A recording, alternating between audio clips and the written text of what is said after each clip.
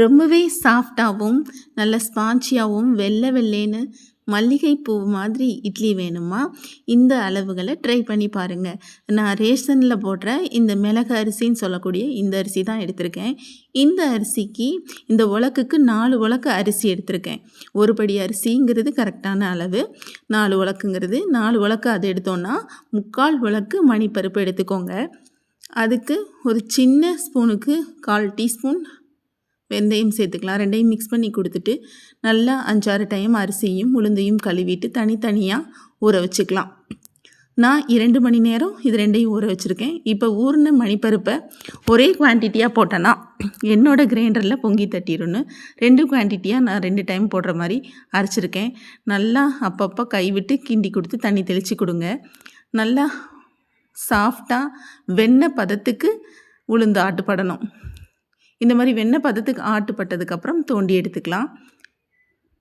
முதல் பங்கு ஆட்டி முடிச்சதுக்கப்புறம் 2வது பங்கையும் சேர்த்து உளுந்து அப்பப்போ கைவிட்டு கிளறி கொடுத்து ஆட்டி கொடுத்துக்கலாம். அதுவுமே நல்லா வெண்ணெய் பதத்துக்கு வந்தோடனையும் அதையும் பாத்திரத்துக்கு ட்ரான்ஸ்ஃபர் பண்ணிடலாம். இப்போ ஊற வச்ச அரிசியை சேர்த்துக்கலாம். ஊற வச்ச அரிசியை கொஞ்சம் கொஞ்சமாக சேர்த்துக்கலாம் கிரைண்டரில்.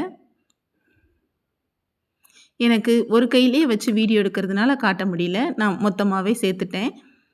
இப்போ கொஞ்சம் கொஞ்சமாக தண்ணி விட்டு ஆட்டலாம்.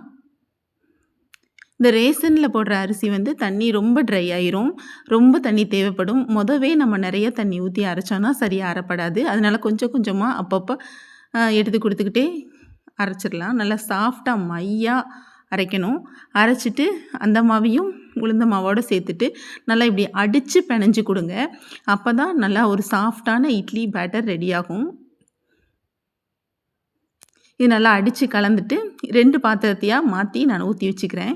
ஏன்னா ஒரே பாத்திரத்தில் வச்சுருக்கும் பொழுது பொங்கி தட்டிடக்கூடாதுன்னு சொல்லி 2 பாத்திரமாக மாற்றி நான் புளிக்க வச்சுருக்கேன். இப்போ 8 மணி நேரம் புளிச்சதுக்கப்புறம் ஓப்பன் பண்ணி பார்க்கலாம். 8 மணி நேரம் கழித்து பார்க்கும்பொழுது நல்லாவே மாவு புளிச்சு பொங்கி வந்திருக்கு பாருங்கள், எந்த அளவுக்கு. இப்போ நல்லா கிண்டி கொடுத்துக்கலாம்.